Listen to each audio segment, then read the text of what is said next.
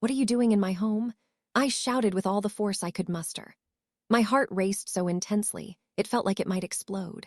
Crouched in front of me, right by the entrance of my house, were my son, Marcus, and his wife, Tiffany. They held tools in their hands, attempting to break the lock. A large moving truck was parked right on my lawn, its back open, and some of my belongings were already placed inside. "Mom, you were meant to be away for 2 weeks." Marcus turned ghostly white, as though he had just encountered a spirit. The tools fell from his grasp onto the ground. "Mother-in-law, we merely intended to." Tiffany hesitated, her gaze nervously shifting between the truck and me, desperately seeking a plausible reason. But let me explain how I ended up in that situation. Allow me to describe how a minor change in plans led to the most painful discovery of my life. I am Alina Tillman, but people usually call me Ellie. At 67 years old, I have been a widow for 5 years. My husband, Bernard, was my one true love throughout our 42 years together.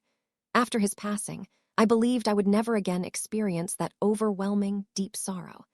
I was mistaken because the anguish I faced that day as I watched my only son attempt to break into my house was unlike any other. It was a betrayal that hurt more than anything before. The day began just like any other. I woke up right at 6 in the morning, as usual. I made my coffee and checked my suitcase for the third time. I had been preparing for this trip for months. My younger sister Doris, who lives in a different state, had urged me to visit her. "Ellie, you need to escape that house. You must keep your mind busy. Try something new." She would tell me on the phone each week, and she was correct. Since Bernard's death, I had rarely stepped out of this home. The house we created together, where we brought up Marcus, where we celebrated anniversaries and holidays, where we shared a lifetime. Every part of it held memories. Each room contained a narrative. The taxi showed up on time at 8 in the morning. I took a final glance at my home, locked the door, and placed the keys in my handbag. Marcus was aware of my departure. I had informed him about the trip 2 weeks earlier. He even came by the day before to say farewell and wish me a pleasant journey.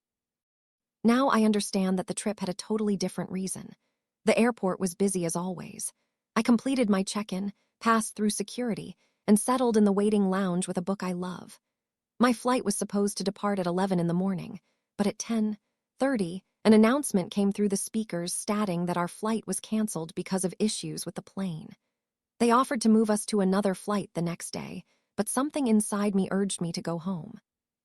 I can't quite put my finger on it. Perhaps it was a mother's sense, or maybe just the instinct of a woman who has endured enough to know when something is off. But I chose not to linger. I grabbed my bag, exited the airport, and called another taxi to return home.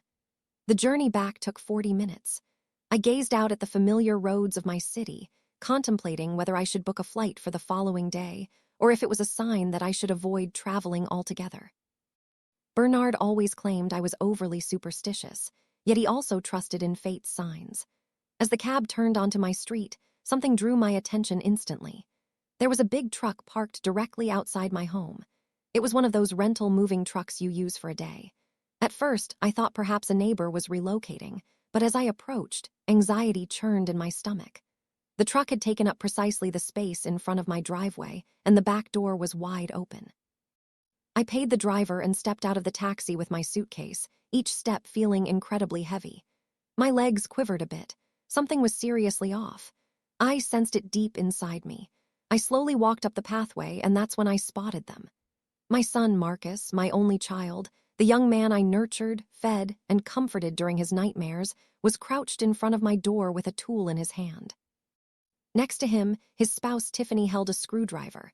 Both were intensely focused on trying to unlock my front door. For a brief moment, my mind couldn't comprehend the scene. I stood frozen, witnessing a situation that felt like it emerged from a bad dream. Behind them in the truck, I recognized some of my furniture. I saw my antique side table, the one that belonged to my mother. I also spotted the dining chairs that Bernard and I purchased on our 10th anniversary. It was then that I yelled, "What are you doing in my house?" Marcus dropped the tools and almost lost his balance as he jumped up. His complexion shifted from pale to pure fright in seconds. Tiffany halted, her screwdriver still in hand, her mouth moving silently. "Mom, you weren't supposed to be back for 2 weeks," Marcus stuttered. I noticed the sweat gathering on his forehead, even though the temperature was mild. "My flight got canceled." I stated, my voice quivering with a combination of shock, disbelief, and an anger that was starting to rise within me. But that doesn't solve my question. What are you doing trying to enter my home? Mother-in-law, we only wanted. Tiffany attempted to explain, but her words stuck in her throat. You only wanted what? My tone grew sharper. You only wanted to break in.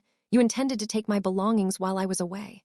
I gazed at the truck again, examining it more intently this time. It wasn't solely my furniture inside. I noticed boxes, bags, and items wrapped in blankets. How long had they been plotting this? How long had they been waiting for me to leave to clear out my house? It's not what you think, Mom. Marcus at last found his voice, though it came out weak and feeble. Can we clarify? Then clarify, I replied, crossing my arms over my chest, attempting to suppress the shaking coursing through my entire body. Explain to me why my own son is trying to barge into my house. Explain why there's a moving truck filled with my belongings. Explain why it feels like my heart is fracturing into a million pieces right now. Marcus turned to Tiffany, and in that shared glance, I understood everything I needed to know. They had orchestrated this. It wasn't a spur-of-the-moment decision. It wasn't a mix-up. It was a planned, strategic plot waiting for the right moment to unfold. Mom, let me explain. Marcus edged closer to me, but I instinctively stepped back. That simple act of rejection seemed to wound him deeper than any words could. Things have been challenging for us lately. Challenging? I echoed, my voice laced with disbelief. And that gives you the right to steal from me. We aren't stealing from you. Tiffany finally spoke up, sounding defensive, almost confrontational. We're family. We thought we could rely on you. Rely on me? I let out a bitter laugh that sounded foreign to me. Rely on me by emptying my home while I'm away without even asking, without my go-ahead. I made my way toward the truck. I needed to see for myself what else they had taken. With each step toward the vehicle, it felt like I was marching toward my own doom. I ascended the rear ramp and began to examine the contents. My heart sank deeper with every familiar item I saw. There was the porcelain set Bernard gifted me on our 25th anniversary, the vintage lamps we purchased together at that flea market 3 decades ago, and the paintings that adorned the living room, including the one my mother created before she passed away. Books, small items, even my dad's old radio. How much is it? I inquired without looking in their direction. My voice was barely audible. How much do you expect to earn by selling everything from my life? Mom, please. Marcus's tone sounded broken behind me. I turned to face them, and the tears I had been trying to hold back flowed down my face. I have just one very straightforward question, Marcus. Only one question, and I want you to be honest. Is this your first time? The quiet that followed was overwhelming. Marcus could not look me in the eye. Tiffany bit her lip, gazing intensely at the floor.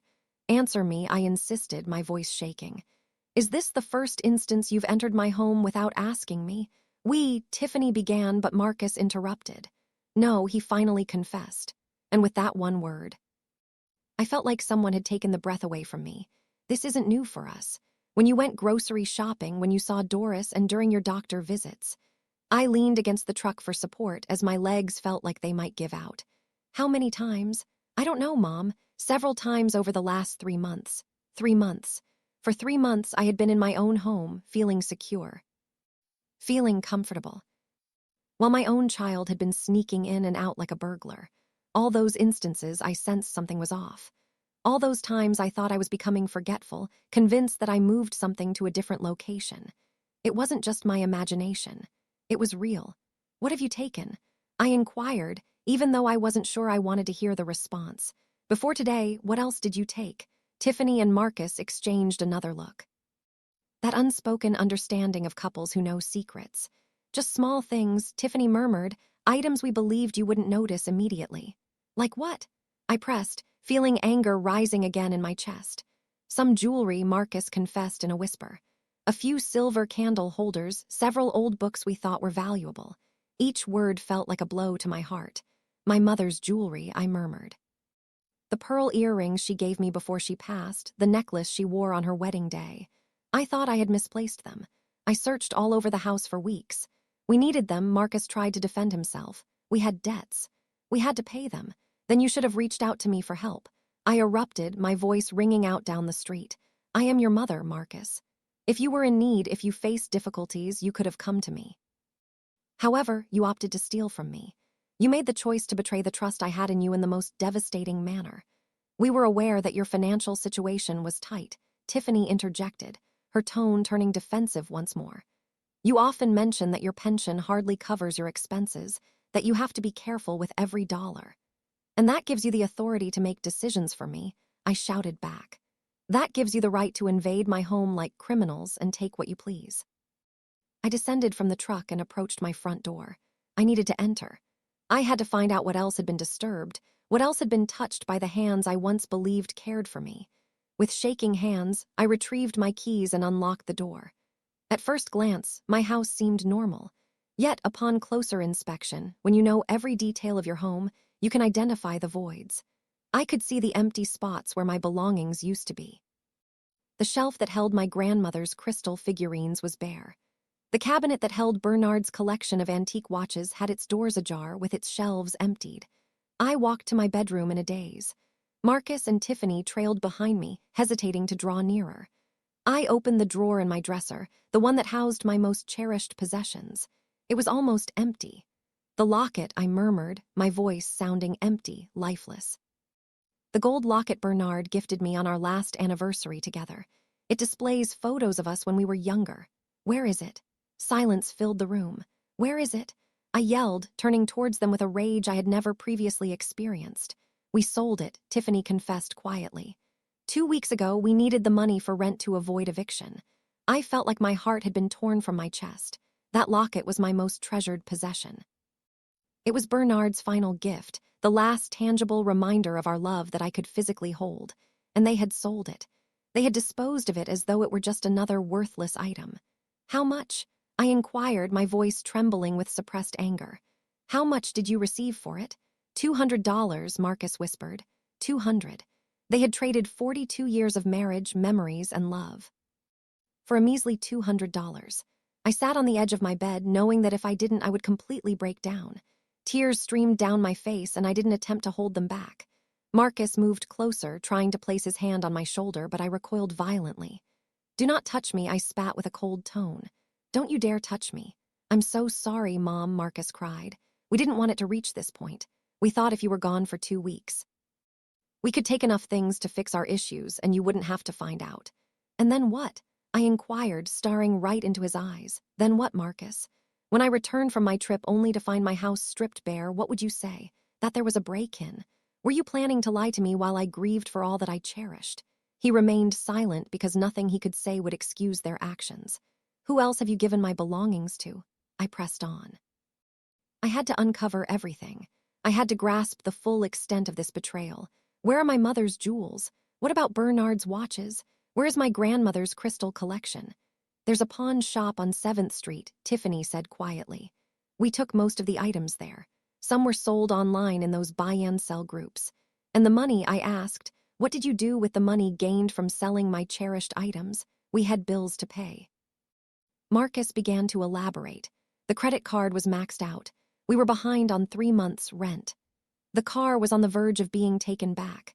Collectors were calling us daily, threatening to sue. And you never thought to ask me for assistance. I repeated, feeling disbelief blending with sorrow. It never crossed your mind to approach me, your mother, and share the truth. Marcus rubbed his face with his hands. I could see he was crying as well, but his tears no longer stirred my feelings as they once did. I couldn't feel sympathy for someone who had so deeply and intentionally broken my trust. We were ashamed. He finally confessed, embarrassed to admit we had failed, that we couldn't handle our finances, that we were drowning in debt. So you chose to become thieves, I said bitterly. You chose to steal from a 67-year-old woman living alone on her pension. Was that the best solution you could come up with? Tiffany chimed in, and there was something in her voice that caused me to examine her more closely. You own this house, a spacious one in a nice area. You're worth far more than you realize, Ellie. There was something in her words that sent shivers down my spine. What do you mean by that?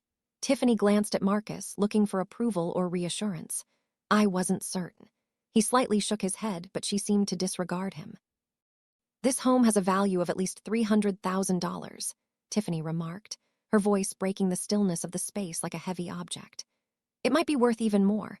And you live here all by yourself in this vast house with so many unoccupied rooms. while we can hardly manage to pay for a one-bedroom place in the worst area of town. There it was, the complete reality finally revealed. It wasn't simply about the financial struggles. It was rooted in bitterness. It was fueled by greed. "So you believed I shouldn't have my own home," I replied slowly, absorbing the weight of her words.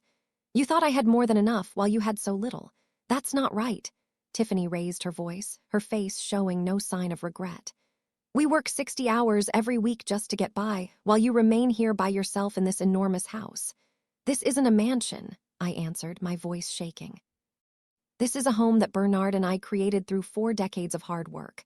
We funded this house with every penny we made, giving up vacations, luxuries, and all kinds of comforts you can think of. This place is filled with the experiences of our entire lives. Memories don't pay the bills," Tiffany shot back coldly. "Tiffany," Marcus attempted to quiet her, but she persisted. "It's the truth, Marcus. Your mother is sitting on a wealth while we are struggling. Why does she get all of this when she doesn't even need it?" I stood up and confronted her head-on. "Who are you to determine what I require or don't?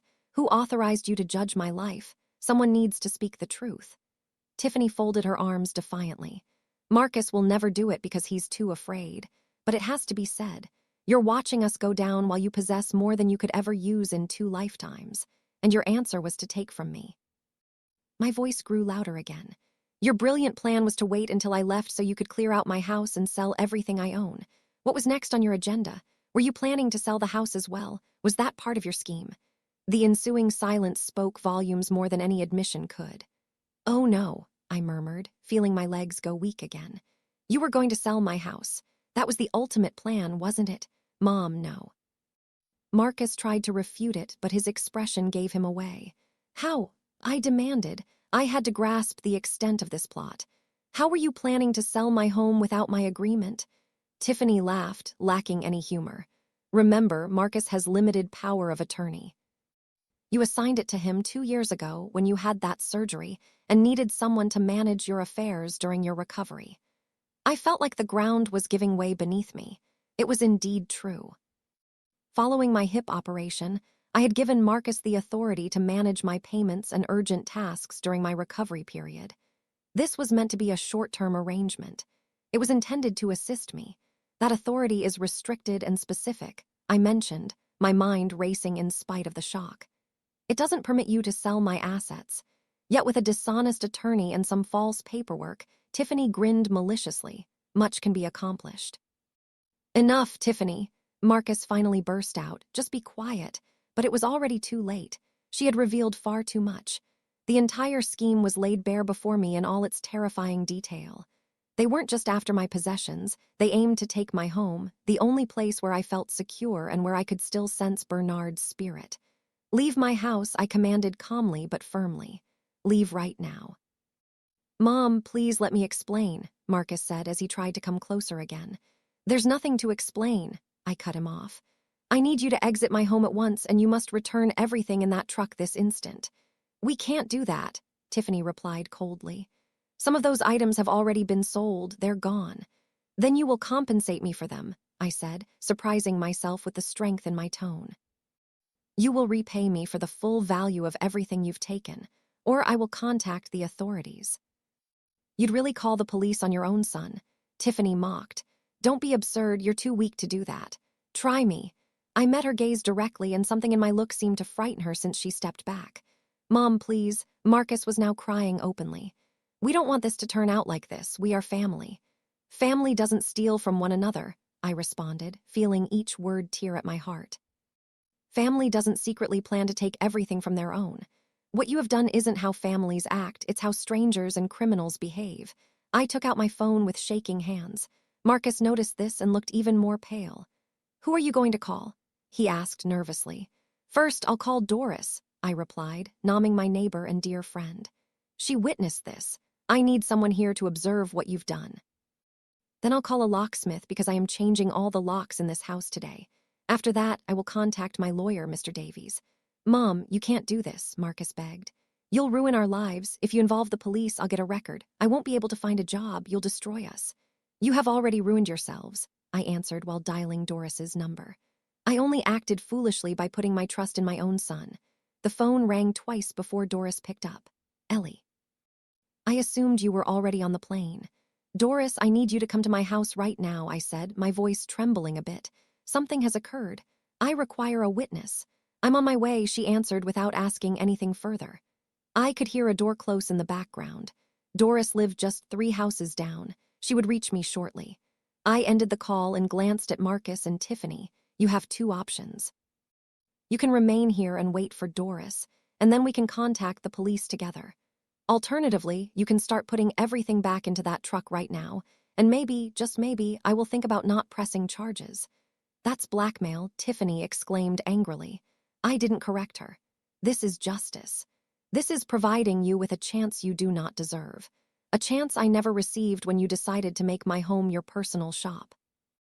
Marcus glanced at the truck parked outside, then at me and finally at Tiffany.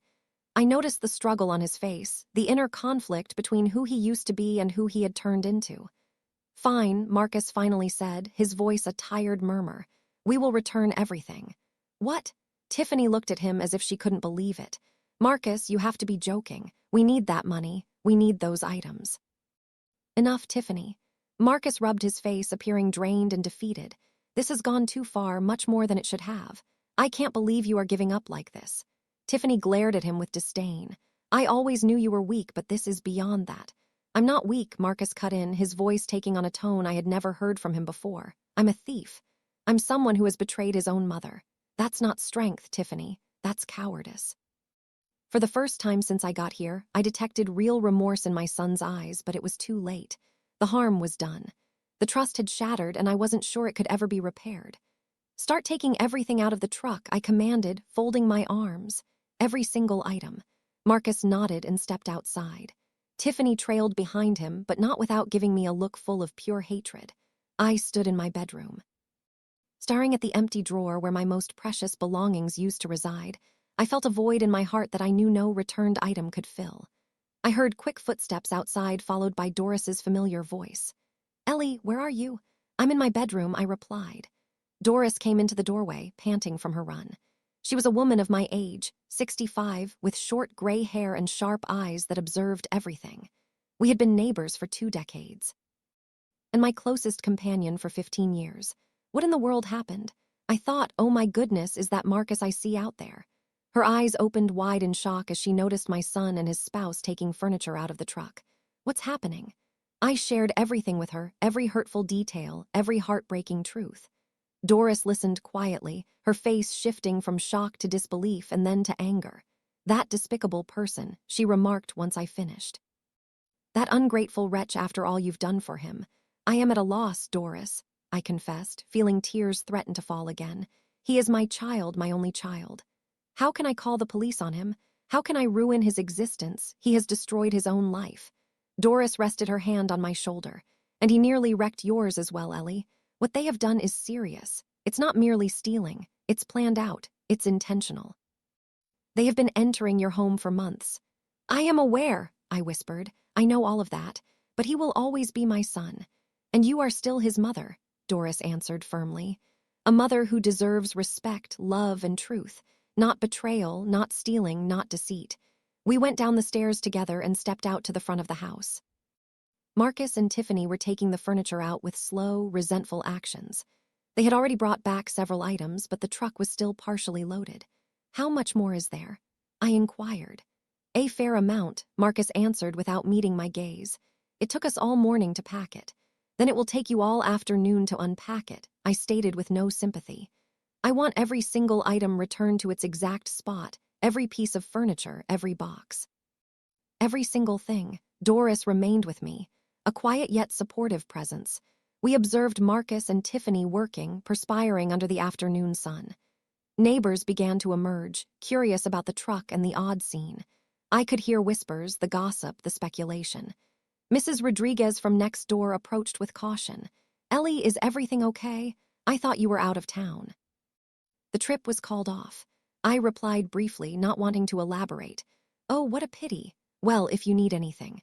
She left the offer lingering in the air before stepping back, clearly sensing there was more going on but not willing to ask openly.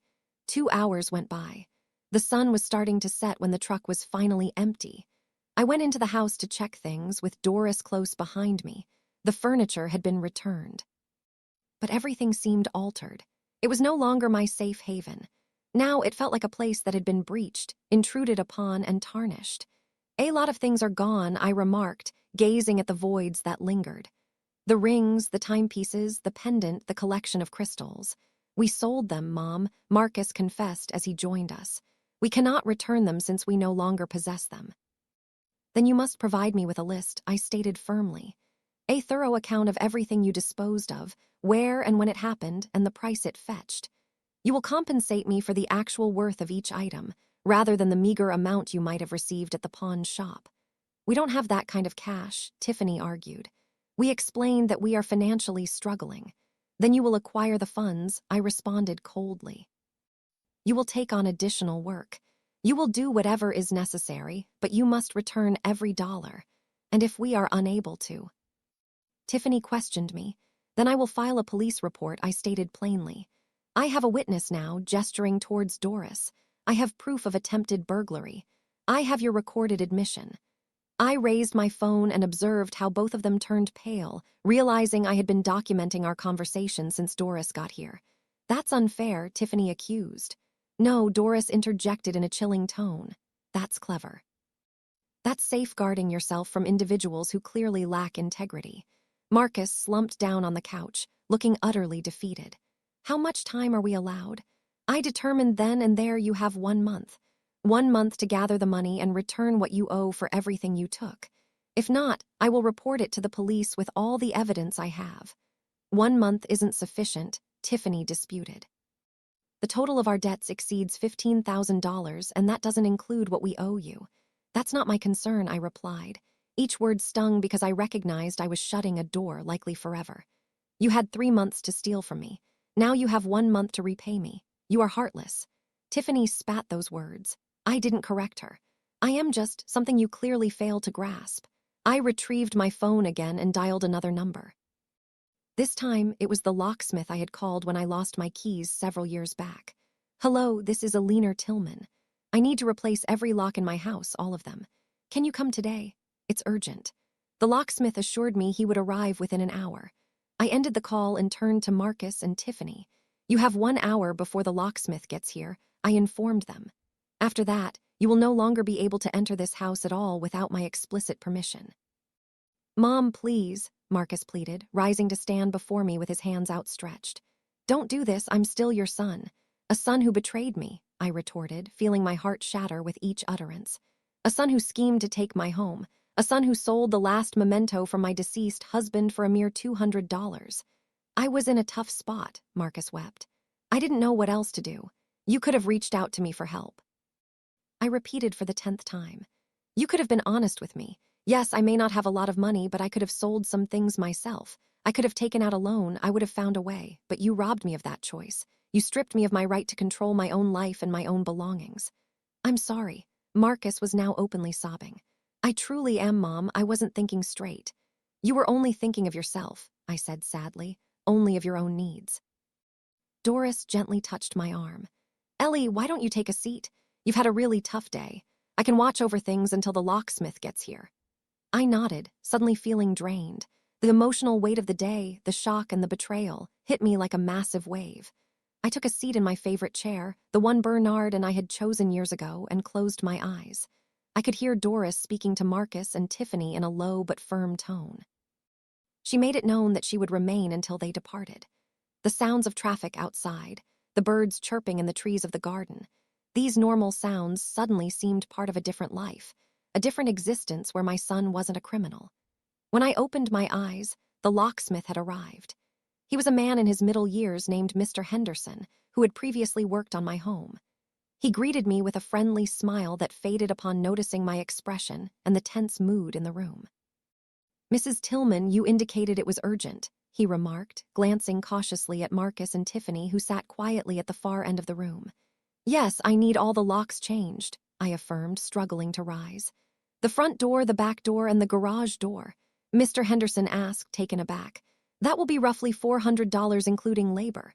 "That's fine," I responded without any hesitation. "Just do it." I noticed Marcus flinch at the thought of the $400 expenditure, which I had to part with because I could no longer place faith in my own son. $400 for peace of mind in my home. Mr. Henderson started working on the front door. The sound of his tools broke the uncomfortable silence that had settled over the house. Doris began brewing coffee in the kitchen without being asked and brought me a cup sweetened with 2 spoons of sugar, just the way I liked it. "Please drink this," she requested softly. "You have experienced an enormous shock." I accepted the cup with shaking hands and took a sip. The warm drink provided me with slight relief, although nothing could truly dissolve the chill that settled in my heart. Marcus came closer, moving like someone who was nearing a hurt creature. "Mom, regarding the power of attorney that Tiffany spoke about, I will cancel it tomorrow. I will be accompanied by my lawyer, Mr. Davies. And I will ensure that you have no legal control over my matters." "Not at all."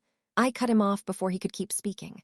"Mom, I didn't intend to misuse it," he attempted to justify. "It was Tiffany who said we could." "Don't put the blame on your wife," I interrupted him again. "You made that call. You came into my home. You took my belongings. You sold your father's locket. Those were your choices, your own." "But she pressured me," he maintained. "She claimed you were selfish, that you had plenty while we were struggling. She convinced me that we were acting rightly. And you bought that?" I questioned in disbelief. "You genuinely think that taking from your widow mother was the right choice?" Marcus remained quiet, but his silence spoke volumes. Tiffany stood up suddenly. "I'm not going to stay here and hear you accuse me of everything. Marcus is grown. He made his own choices." "You're right," I agreed, surprising her. "He is an adult who made awful choices. But you supported him. You influenced him. You pushed him to turn against his own mother." "I didn't influence him," Tiffany countered. "I merely revealed the truth to him, the truth that his mother lives comfortably while her son struggles to pay rent." "Comfortably," I echoed, feeling the anger rising again within me. "I live comfortably. I prepare my own meals because I can't afford to eat out. I wear the same outfits for years since I can't buy new ones. I cut coupons and wait for discounts to buy food. That's living comfortably. You own a $300,000 house," Tiffany snapped back. "A house that I worked hard to pay off over 30 years with my effort and my husband's," I said, my voice shaking. "A house I have no intention of selling or mortgaging because it is the only connection I have to my life with Bernard. It is my home, my haven, my shelter. It's a bad investment," Tiffany said coldly. "For you, perhaps," I replied. "For me, it represents my life." Mr. Henderson completed the first lock and moved on to the back door. Every sound he made was like a hammer hitting a coffin. Each new lock created another divide between us. "And what comes next?" Marcus inquired softly. "Are you really just going to erase us from your life?" I answered truthfully. "I don't know. I need some time, some distance to think everything through." He pressed on. "How long will that be? A week, a month, a year?" I reiterated. "I really can't say, Marcus. I feel it in every part of me that I'm worn out. I don't have the answers right now. All I know is that when I see you, it brings up a lot of feelings for me. This betrayal is hurting me deeply." "We are your family," he said, filled with urgency. I responded. "But you treated me worse than someone you don't know. You saw me as a target, as a chance to make money, not as a mother or a person." Doris showed up again with more coffee and cold water this time. "Ellie, do you want them to go now?" "I can ask them to wait outside until the locksmith is done," I suggested. I looked at Marcus and Tiffany. My son appeared utterly crushed, with his red and puffy eyes from too much crying. Tiffany looked bitter but also worn out, aware that she had lost this fight. A part of me wanted to throw them out immediately and never see them again. However, another side of me, the one still holding on to my role as a mother despite everything, wanted to embrace him and reassure him that things would be fine. But I wasn't ready to do that. "Not now, perhaps not ever." Finally, I said, "They can wait until the locksmith is through. But afterward, I need you to leave and not return without calling ahead. If you come here without notice, I will call the police." Marcus reacted in disbelief. "You would call the police on your own child." I replied frankly. "After everything that's happened, I can't trust what you might do.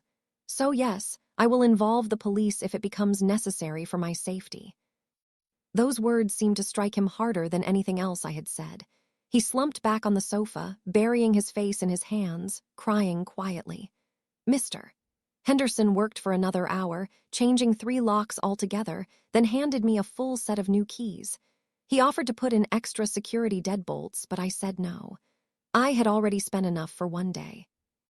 Mrs. Tillman, if you ever need to change locks again or face any security issues, please feel free to reach out to me, Mr. Henderson said as he completed his task and began putting away his tools.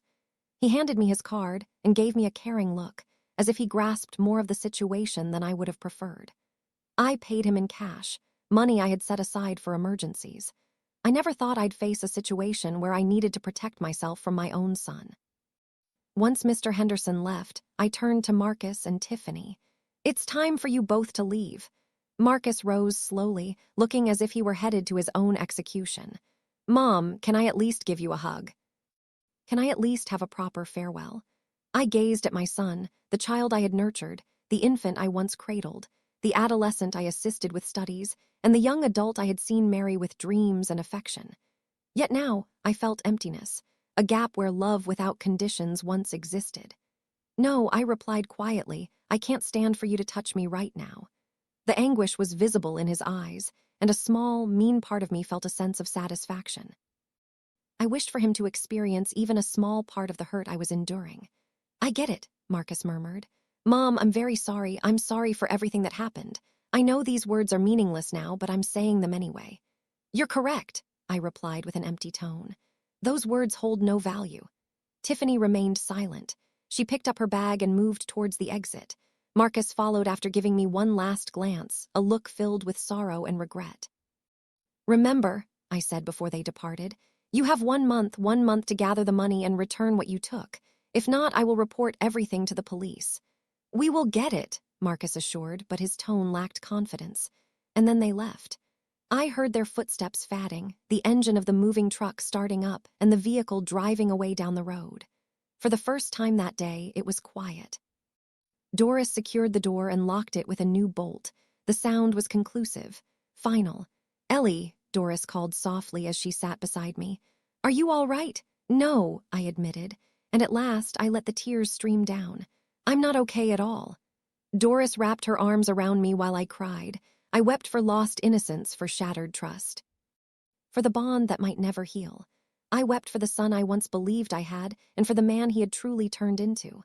I cried for Bernard, wishing he were present, wishing he could guide me. Let it out, Doris whispered softly, patting my hair like a mother would. Cry as much as you need. You deserve it. I have no idea how long we remained like that. The sun had completely vanished by the time I finally pulled back from her, my eyes puffy and my throat sore from crying. Doris handed me a tissue and some cold water. Thank you, I said softly as I sipped the water slowly. Thank you for being here. I don't know what I would have done without you. No need to thank me, Doris responded firmly. That's what friends are for, real friends. That term stuck in my thoughts. Real friends, real family. What did those phrases truly represent? I had believed family was sacred, that blood ties were stronger than anything else. A son will always be a son. However, today I learned that family can betray you as deeply as any stranger can, maybe even more so because you trust them in ways you wouldn't trust anyone else. You should eat something, Dora said, standing up from the couch. I bet you haven't had a meal all day. She was correct. My last food had been breakfast that morning, which felt like ages ago, but just thinking about eating made me feel sick. I'm not hungry, I weakly objected. I don't care. Doris was already in the kitchen, pulling things out of the fridge. You will eat, even if I have to feed you myself. You've been through a lot, and you need to keep your strength up. She prepared me a simple sandwich and some hot soup she found in the cupboard. She insisted I eat while she sat across from me, observing me closely. Each bite was hard to swallow, but I forced myself to comply because I realized she was right. I needed energy for what lay ahead. So what happens next? Doris inquired once I had finished my meal. What do you plan to do? Tomorrow, I said, after having considered it for the past few minutes, I will meet with my lawyer, Mr. Davies. I need to cancel that power of attorney right away. After that, I have to make a full list of everything they took and assess how much it's truly worth. I can help with that, Doris offered. I have a good memory for specifics. I recall many of the items you had. Thank you, I said, overwhelmed with appreciation for this woman who had come without hesitation and remained with me throughout the entire dreadful day. I also need to think about whether I will actually press charges if they don't compensate me. Are you having second thoughts? Doris inquired with surprise. He is my son, Doris, I exhaled. I understand what he did. I know he has no justification, but he remains my son. How can I send my own child to prison? You wouldn't be sending him. Doris spoke gently but firmly. His actions took him there. You are simply safeguarding your rights, your property, and your safety.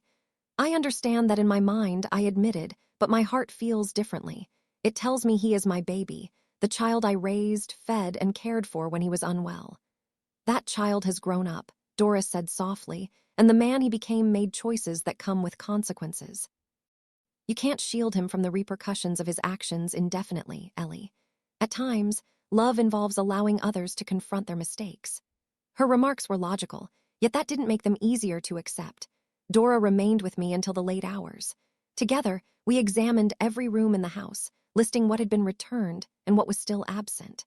The catalog of lost items was heartbreaking. My mother's jewelry is estimated to be worth over $5,000. Bernard's antique timepieces were appraised at $3,000 several years back. My grandmother's crystal set is irreplaceable, yet it is likely worth about $2,000. And the locket, the one I cherished, was priceless to me, but they sold it for a mere $200. Doris assessed the situation, looking over our notes, and concluded that they're facing a debt of at least $15,000. And that's a cautious estimate. Some of these items might be worth significantly more. They won't be able to gather that money, I asserted with confidence. They already mentioned being $15,000 in debt. How will they possibly raise another $15,000 in just a month? Then you'll report it to the police, Doris stated plainly, as if it were perfectly clear. I echoed. Then I'll go to the police, trying to feel the weight of those words. They seemed odd and wrong, as if I were using unfamiliar language. That night after Doris left, I found it hard to sleep for hours. The house felt transformed. Every sound startled me. Every shadow appeared menacing. This place, which had been my safe haven for years, now felt violated and insecure. I got up and checked the locks multiple times, 3, then 4, then 5. I understood it was irrational since the locks were new and secure. That Marcus and Tiffany no longer had any keys didn't ease my anxiety, but I couldn't help myself. Fear had taken root deep within me, and I couldn't shake it off.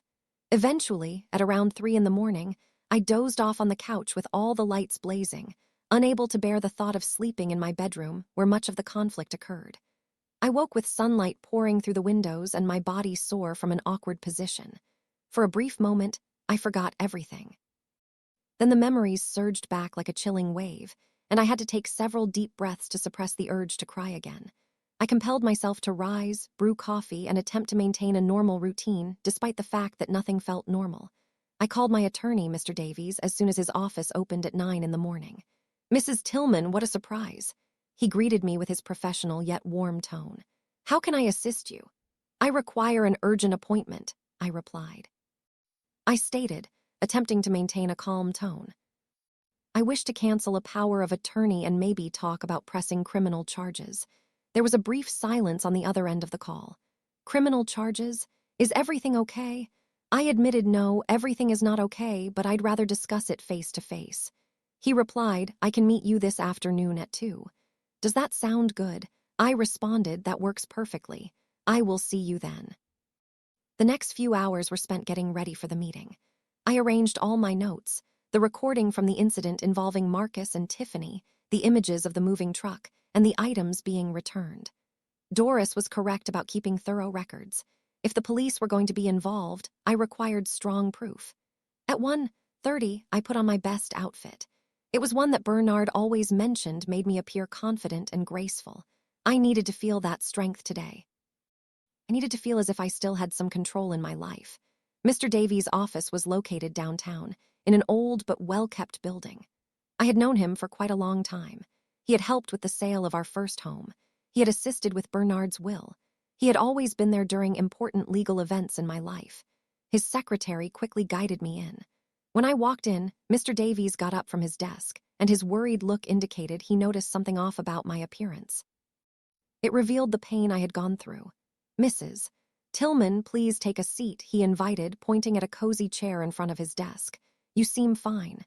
No, I replied honestly, sitting down. I'm not fine, but I need your help to resolve this. Then I shared everything, each painful moment from that dreadful day. Mr. Davies paid attention without interruptions, making notes from time to time. His expression became more serious as I spoke. "This is very troubling, Mrs. Tillman," he said after I finished. "Very serious. We are dealing with theft, potential forgery, and conspiracy. Your son could end up spending years in prison." "I know," I murmured. "Why do you think I am so upset?" "I empathize with your dilemma," Mr. Davies replied kindly. "He is your son, but you also have to safeguard your own interests. First, we will immediately cancel that power of attorney. I can draft the necessary paperwork today." "Thank you," I said, feeling relieved. "Next, we need to determine our stance on the criminal charges," he added. "You possess strong evidence, the recording, your neighbor's statements. The situation is clear. However, filing charges means you cannot reverse that decision. The legal process will take its course." I offered him a month, I explained. A month for them to make amends for what they took. Mr. Davies nodded, deep in thought, folding his hands on the desk. "A month seems fair given the situation, but we must put this in writing. It can't remain just a spoken agreement. We require a legal document that specifies the conditions." "What type of document are we looking at?" I inquired, thankful to have someone knowledgeable to assist with this. "I will create a restitution agreement," Mr. Davies clarified. "This will outline each item that was taken, its estimated worth, and the total that needs to be returned. It will also mention a specific deadline, set for 30 days after signing, along with the repercussions if they do not comply, which would involve filing criminal charges right away." "They must sign it," I posed. "Yes," he affirmed, "and it should be done in front of a notary public. That guarantees its legal status. If they refuse to sign, that alone would show they recognize their wrongdoing and are unwilling to rectify it. But what if they sign and then fail to pay?" My voice quivered a bit. "In that case, you would have a legal record showing they acknowledged the theft and consented to restitution." Mr. Davies stated firmly that this would make it much easier to file charges. They would be effectively admitting guilt. I nodded slowly, digesting all this. "How long do you need to draft that document?" "I can have it done by tomorrow morning," he responded. "I will also add a section that prevents any unwanted contact with you or any entry onto your property unless you give written permission. It's essentially a civil restraining order." "Thank you, Mr. Davies," I expressed, feeling for the first time since yesterday that I had support, someone defending my interests. "I'm not sure what I would do without your assistance." "That's what I'm here for," he said with a gentle smile. "Now, let's discuss the power of attorney. Do you possess the original paperwork?" I retrieved it from my purse. I had stored it in my safe along with other vital documents. Mr. Davies examined it closely, his expression becoming serious as he read. "This authority is rather extensive," he remarked with worry, "more than what would typically be necessary for a temporary arrangement after surgery." "Who prepared this document?" "A lawyer," Marcus suggested. I confessed, feeling a new unease in my stomach. He claimed to be a friend of Marcus and assured us he would offer a good deal. Mrs. Tillman and Mr. Davies exchanged grave looks. "This paper grants your son almost complete control over your financial and legal matters. With this, he could potentially sell your house, drain your bank accounts, and secure loans under your name. Are you aware of how risky this is?" I felt as if I had been struck, but the lawyer told me it was standard practice, that it was essential for managing my accounts while I healed. "He deceived you," Mr. Davies stated bluntly. "He was either unskilled or acted with intention." I have a feeling it was the second option. "Did you pay for this service?" I recalled that Marcus was the one who paid. He mentioned that it was a present for me, so I wouldn't have to think about legal costs while I was unwell. "I see." Mr. Davies took some extra notes. "We must cancel this right away, and I also need to check on that lawyer. Are you able to recall his name?" I provided him with the name and observed Mr. Davies' face grow even gloomier. "I am familiar with that individual," he expressed with distaste. "He has received many complaints lodged with the Bar Association. He operates in questionable areas, to put it lightly. It wouldn't shock me if he purposely teamed up with your son on this matter." "Are you implying Mark organized this 2 years back?" The depth of the betrayal kept increasing. "It's a possibility," Mr. Davies replied cautiously. "Alternatively, he might have just wanted to ensure he had the option available if needed. Regardless, that power of attorney should have been canceled long before now." The fact that your son has never mentioned it is significant. I exited Mr. Davies' office 2 hours later with a solid plan but a much heavier heart. The power of attorney would officially be canceled the following day. The restitution agreement would be finalized in 48 hours. And if Marcus and Tiffany did not comply, I would have all the evidence necessary to file charges that could lead them to jail. When I arrived home, I found Doris waiting for me in her yard. She came over as soon as she saw me exit the taxi. "How did it go?" she asked with worry. "It's taken care of," I replied wearily. "Mr. Davies is putting everything together, but I discovered something even more troubling, Doris. The power of attorney I granted to Marcus 2 years prior was far more extensive than it should have been. It essentially granted him complete control over my finances." Doris turned pale. "Oh my God, Ellie, you mean he could have? He could have sold my house without me knowing." I completed her thought. He could have drained my accounts. He could have done anything. And the lawyer who created the document is notorious for operating in shady legal areas. "So Marcus planned this 2 years ago," Doris said, echoing our mutual thoughts. "Or at the very least, he ensured he had the right tools when the time was right." I nodded in agreement. I'm not sure which scenario is worse. That night, I experienced another restless sleep. Nightmares plagued me. I dreamed that I returned home to find it completely bare. I dreamed that I opened my drawers and discovered everything was gone. I envisioned Marcus's face, yet it appeared as that of an unfamiliar person, someone I had never really known. At 5 that morning, I awoke, soaking wet with sweat and my heart pounding. Sleep wouldn't return to me. I got out of bed, brewed some coffee, and took a seat in the kitchen, observing the sunrise through the window. Around 7, my phone rang with a call from an unfamiliar number. I paused before picking it up, eventually deciding to answer. It was Marcus's voice. Broken and full of despair. "Please do not hang up. I should have disconnected. I should have ended the conversation right away, but something in his tone held me back." "What do you want, Marcus?" I inquired tiredly. "I need to speak with you," he said hastily, as if he feared I would cut him off. "Please grant me 5 minutes, just 5 minutes to clarify something." "You've already explained enough the other day," I retorted frostily. "No, I haven't," he countered. "There are things I didn't share with you, things you must know. More falsehoods," I asked bitterly. "No, the reality," his voice wavered. "The full truth, the truth I should have shared with you months ago." I exhaled deeply. Against my better instincts, against all the warnings in my head, I replied, "You have 5 minutes, go ahead." I heard him inhale deeply on the other side. "I lost my job 8 months back. Not 3 months ago, as I previously said. 8 months ago, I was let go because of company reorganization." My grip on the phone tightened. "And why didn't you inform me?" "Shame," he confessed. "Absolute shame. You always praised me, my job, how well I was doing. I couldn't face telling you I had failed." "Losing a job isn't a failure," I remarked, feeling both frustrated and hurt. "It's something that happens to many people. You could have told me." "I know, I see that now," his voice quaked. "But back then, all I could consider was how let down you would feel. So I lied. I said everything was all right, that my job was fantastic, that we were financially stable. Meanwhile, you were accumulating debt," I stated, starting to grasp the full situation. "Yes," he agreed. "We relied on credit cards to maintain the facade of normalcy. To pay rent, to purchase food, to create the illusion of everything being fine when I visited you.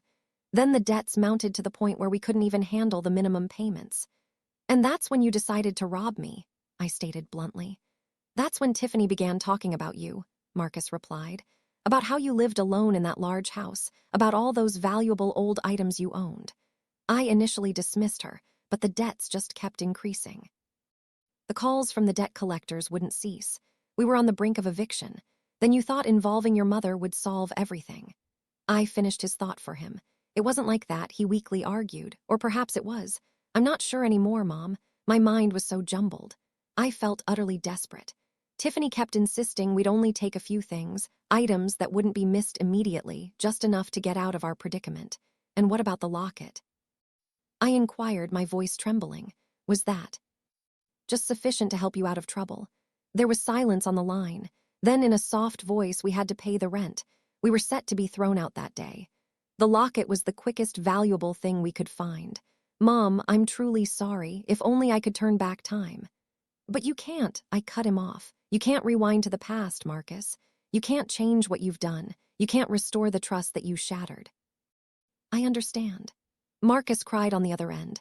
I know, and it's tearing me apart. Every time I shut my eyes, I see your face, that look you had when you caught us. I've never witnessed so much hurt in your eyes, Mom. And realizing that I caused that hurt, why are you reaching out to me, Marcus? I asked, interrupting his stream of self-pity. What do you genuinely want? I want you to be aware that Tiffany and I are parting ways. He said, and that revelation completely caught me off guard. What could I say? After we departed from your home the other day, we had a heated argument, he clarified. The worst encounter of our marriage. I told her we should never have done what we did, that it was beyond forgiveness. She called me weak, said I was pathetic for feeling guilty. She claimed you had more than enough, and there was nothing wrong with taking what belonged to us. What belonged to you? I echoed in disbelief. Nothing in my home was yours, Marcus. Nothing. Exactly what I told her, he went on. And she maintained that we were family, that family shares everything, that your house should almost be ours as well. That's when I understood something truly awful, Mom. What is it? I inquired, unsure if I really wanted to hear the outcome, that she never genuinely loved me. His voice completely shattered. She valued me for what I could offer her, for the stability I gave, for potential future prospects. And when I lost my job and couldn't keep up appearances anymore, she began seeking alternative means to obtain what she desired. And I was foolish and desperate enough to go along with it. I experienced a strange blend of feelings. A part of me wanted to comfort my son, to assure him that everything would be fine. But another part, the part still hurting from the betrayal, remained distant. And far away, that doesn't justify your actions, I finally responded.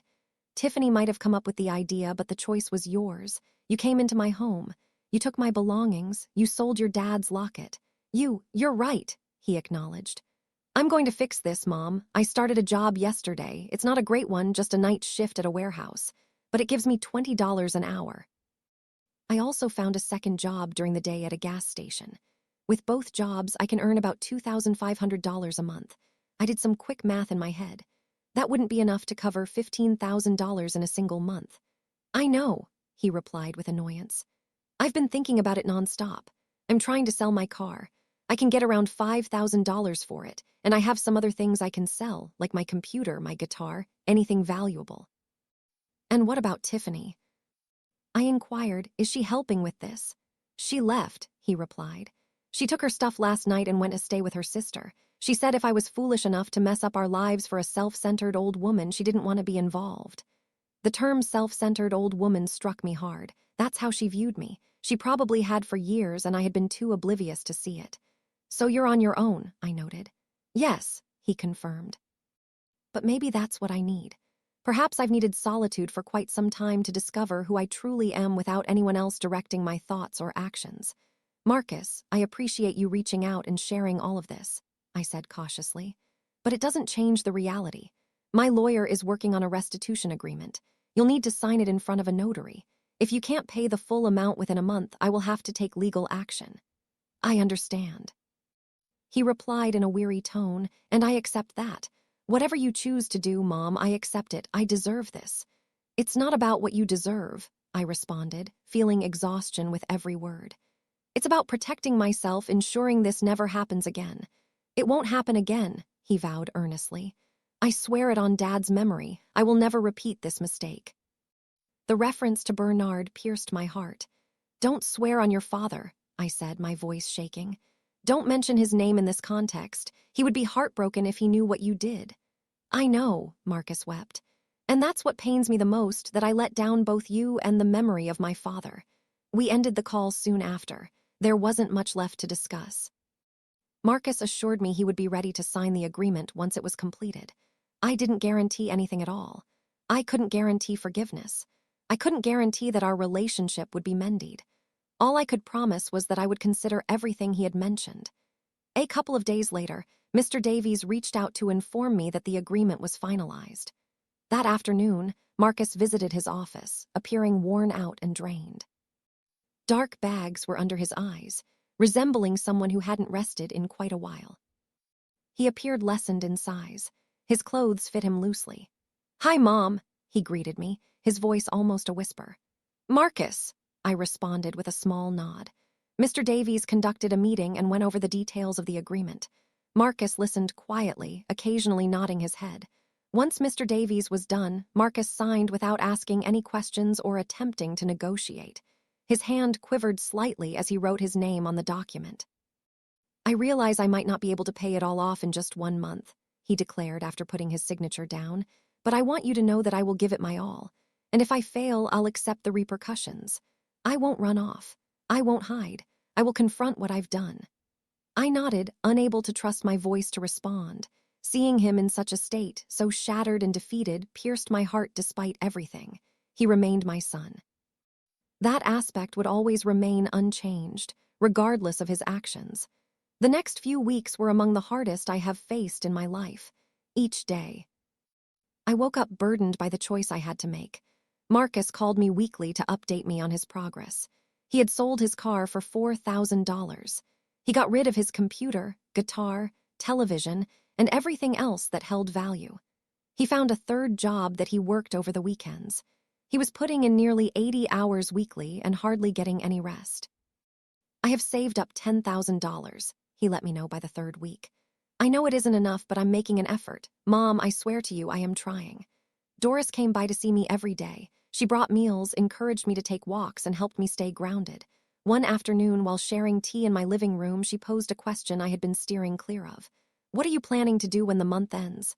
she asked straightforwardly. "I don't know," I admitted. "To be honest, I really don't know, Doris. I see how hard he's putting in work. I perceive his genuine remorse, but that doesn't alter what he has done." "No, it doesn't change it," Doris nodded. "But you need to determine what matters more to you, justice or family." "Why can't I have both?" I questioned, feeling frustrated. "Maybe you can," Doris replied thoughtfully, "but not necessarily in the way you think. Justice doesn't always come from the legal system, Ellie. Sometimes it takes on different shapes." Her comments left me with a lot to ponder. I had restless nights, battling my inner voice. I considered Bernard and what advice he would give me. He was always kinder than I was, more forgiving, yet he had also been strict about his limits and the outcomes of actions. A week before the deadline, Marcus arrived at my place. He had called earlier to ask if he could come over. When I opened the door, I hardly recognized him. He had shed at least 15 pounds. His face looked thin, marked by deep signs of weariness and tension. "Come in," I said, making room for him. He walked in cautiously, like a timid animal. He positioned himself on the edge of the couch, clasping his hands between his legs. "I have $10,000, he stated, getting straight to the point. "I know it isn't the full amount. I'm short $5,000. I've tried everything, Mom. I've worked so hard I thought I would collapse. I sold all my belongings. I even tried to secure a loan, but no bank would lend me anything without a stable job and with my bad credit history." "Marcus," I started to say, but he raised his hand.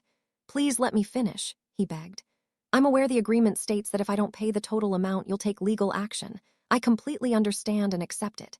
But before you proceed, I need to say something. I'm listening," I said gently. "These past 30 days have been the hardest of my life."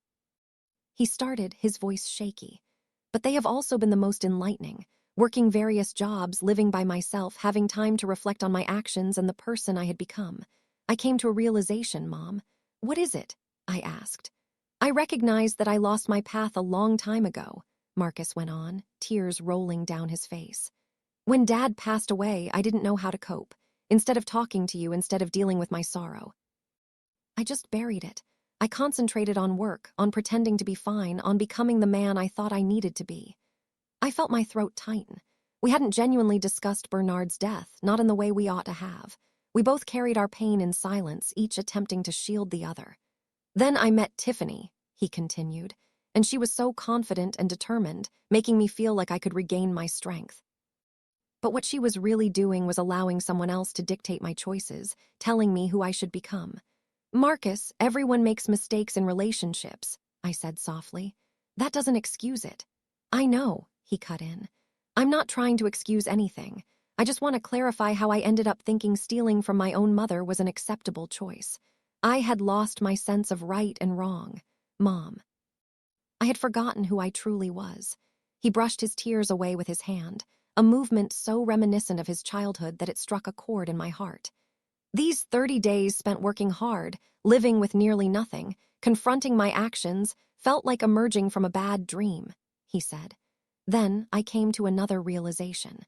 The thing I regret the most isn't that you discovered my actions. It's that I even did it to begin with.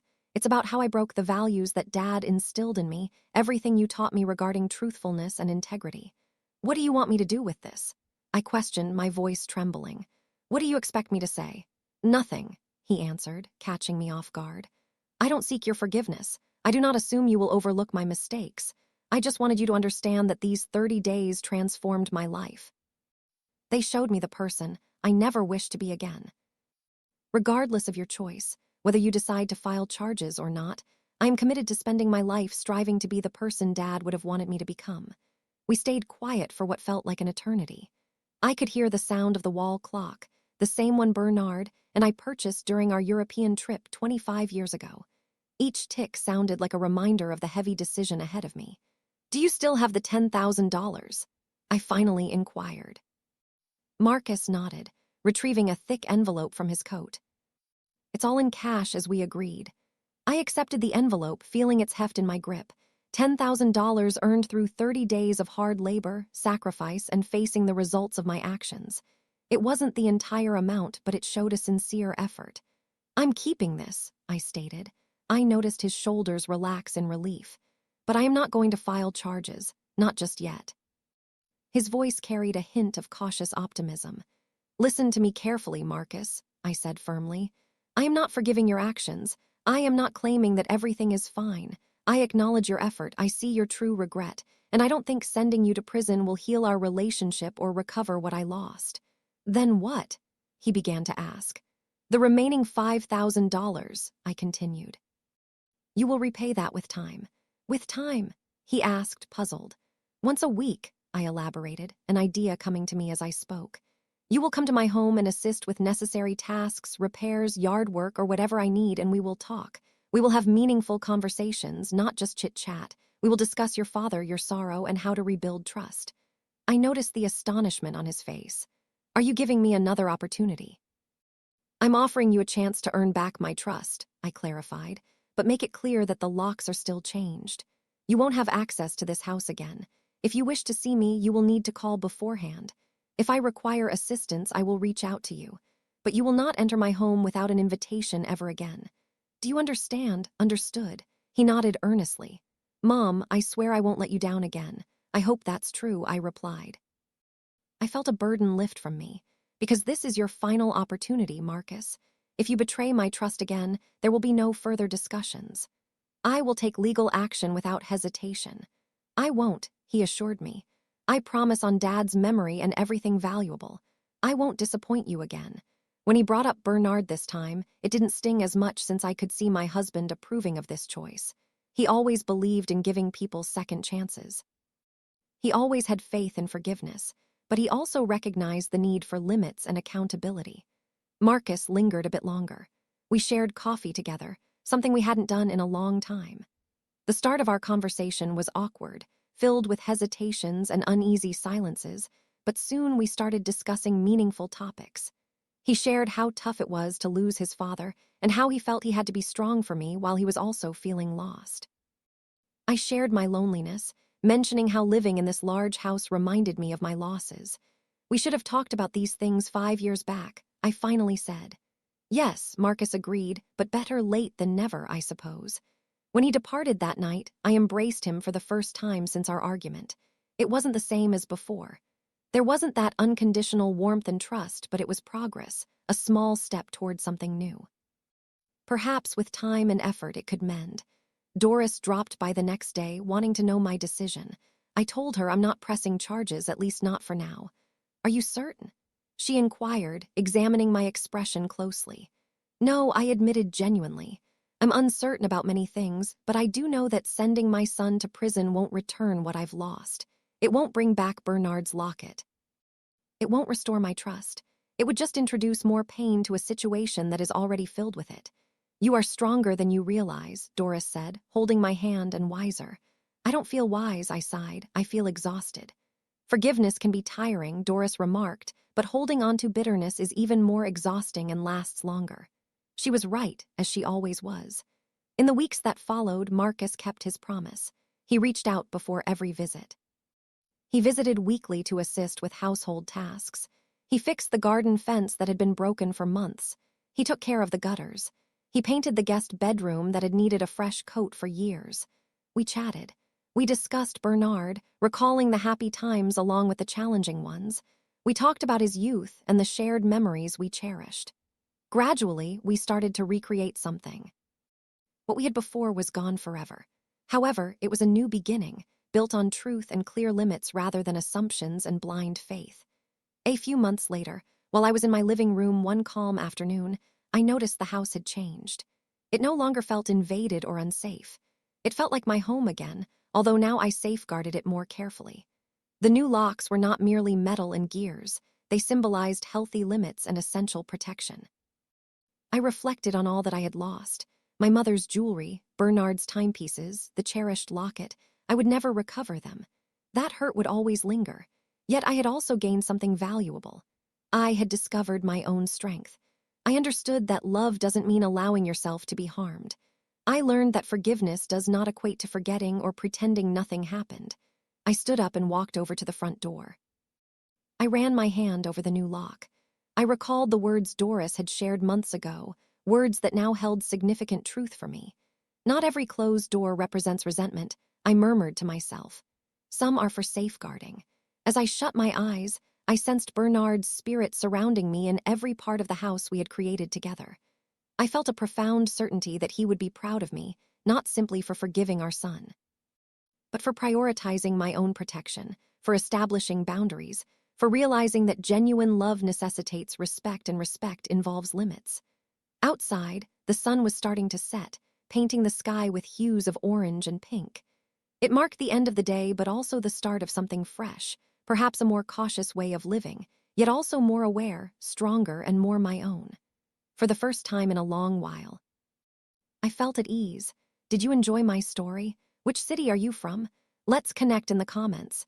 If you liked the story, consider sending a super thanks to help me continue sharing more stories like this. Thank you for your kind support.